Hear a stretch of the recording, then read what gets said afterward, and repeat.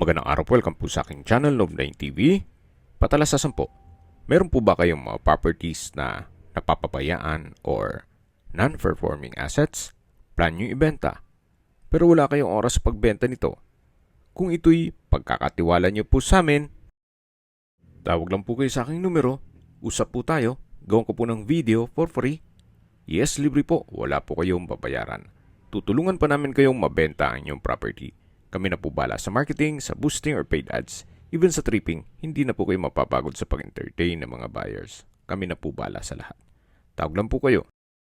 Nandito po tayo ngayon sa San Clemente, Tarlac, kung saan meron po tayong bagong video presentation. Isang 3-story house na may lot area na 4,000 square meters. Ito pong nasasakupan ng bahay ay mga nasa 1,000 square meters more or less. Then meron pong 3,000 square meters na bukid o palayan. Ito pong bahay ay well maintained. Meron po itong guest room sa ground floor. Then yung living area, kitchen at dining area. Sa second floor naman ay meron pong dalawang master bedroom. Yan po yung main gate. Then meron pong fountain sa dulo. At ito po yung driveway. Yan naman po yung side view, yung balkonahe, at sa taas naman o third floor ay yung roof deck. Ito po ulit yung driveway. Then sa likod po ay may covered carport. Mula po sa highway,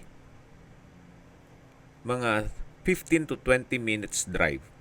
So ito po'y inner lot. Kaya please manage your expectation once na mag-set tayo ng tripping. Gawa ng nasa looban na po ito. Mula po sa bayan ng San Clemente, mga 30 minutes drive.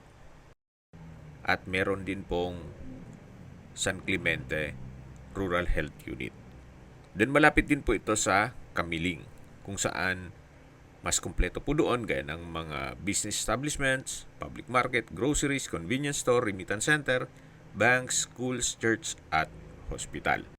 Ang travel time ay mga 40 minutes to 1 hour. Doon po sa may covered carport ay may gate papunta sa bukid o palayan. At yan po yung side view ng bahay. Maayos po ang pagkakonstruct nito. Gawa ng ito po'y owner's build. Ito po yung balkonahe o terrace na napakalawak din po.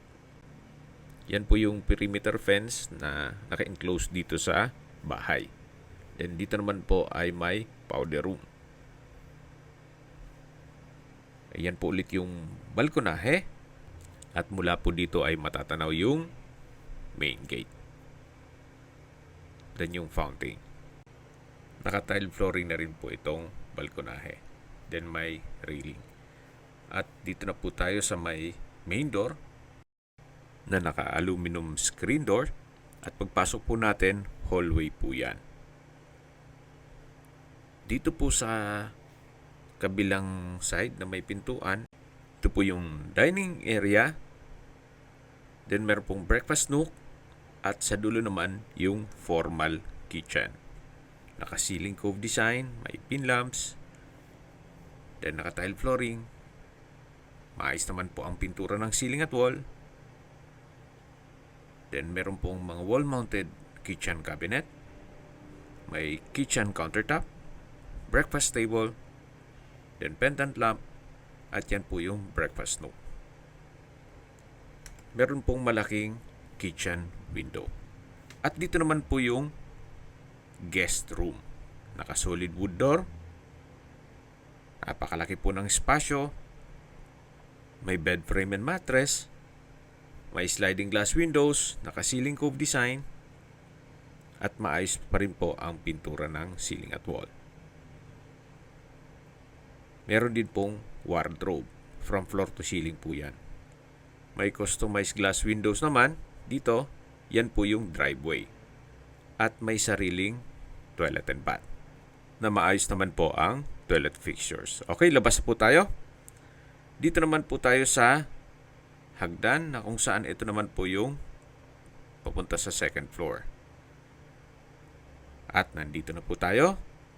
Dito po sa second floor ay meron pong dalawang master bedroom.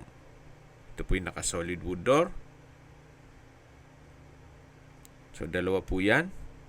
So, hindi lang natin mapasok lahat ng kwarto gawa ng meron pong mga importanteng gamit. Siguro po upon tripping, i-check natin yan. Then yan po yung hallway.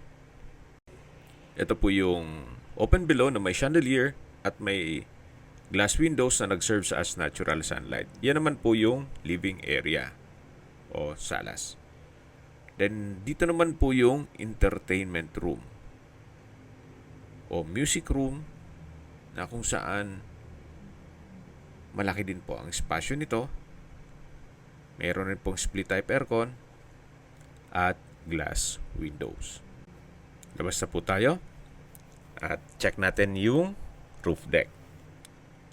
At meron pong access door dito na naka-aluminum screen door. Ito naman po yung hagdan na papunta naman sa roof deck. Yan po yung staircase window. At ito pong hagdan ay naka-concrete staircase. So ito naman po yung palayan o bukid na kung saan kasama po yan. Yan po yung covered carport. Yan yung gate na tinutukoy ko kanina.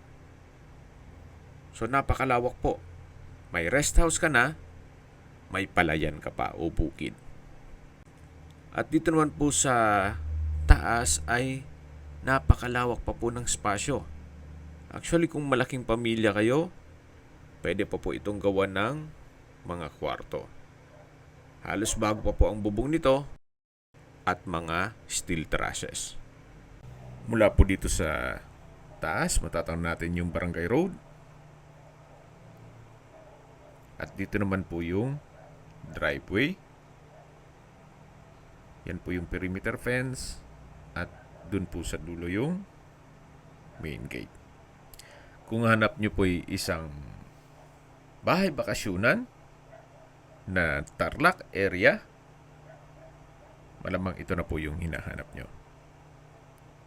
Binibenta po ito ni owner sa murang halaga. 13.8 million pesos net.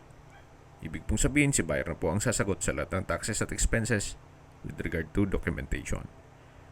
Again, ang lot area po nito ay 4,006 square meters to be exact. Ito po'y titulado, kaya wala po kayo maging problema sa documentation o sa transfer ng title. At ito pong bahay ay well-maintained, kaya ready for occupancy. Wala po kayong ipapagawa dito. Kaya yung mga gustong mag-for good na sa Tarlac, sabay pag-isipan nyo po ito. Sa mahal po ng mga construction cost ng labor at materials sa ganitong kalaking bahay at meron pang farm o bukid, by good deal na rin po ito. Anyway, nasa inyo pa rin po ang desisyon kung ano man ang assessment nyo dito sa property. Pasensya na po kung medyo magugulo yung video natin, gawa ng pinadala lang po yan sa atin ng ating kliyente. Pero hopefully, makapunta tayo ng San Clemente, Tarlac para i-video shoot natin. At mabigyan kayo ng magandang video presentation. Kung may mga katanungan po kayo, tawag lang po kayo sa aking numero. At sa mga kababayan naman natin na sa ibang bansa, meron po akong WhatsApp, Viber at Telegram. Same number lang po, 0917-316-3399. Sa mga nagtatanong naman po ng aming Facebook, meron po aming Facebook page na Nov9TV at Facebook Real Video. Meron din pong TikTok at Instagram. May ibang YouTube channel po kami, the Nov9TV channel, Nov9TV Listings, Nov9TV On The Spot, Nov9TV Updates, at Nov9TV House Rental. Sana po naibigyan nyo ang video presentation. Paki-like and subscribe na lang po sa aking channel para ma-update din po kayo sa aking future listings.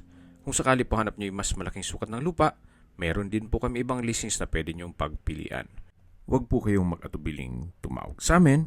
Then, let us know your budget para malaman namin kung anong property pwede naming ilog sa inyo. Sa lahat pong viewers, subscriber at nagtiwala po sa amin, salamat po sa suporta. Ingat po kayo lagi at yung pamilya. Maraming salamat po.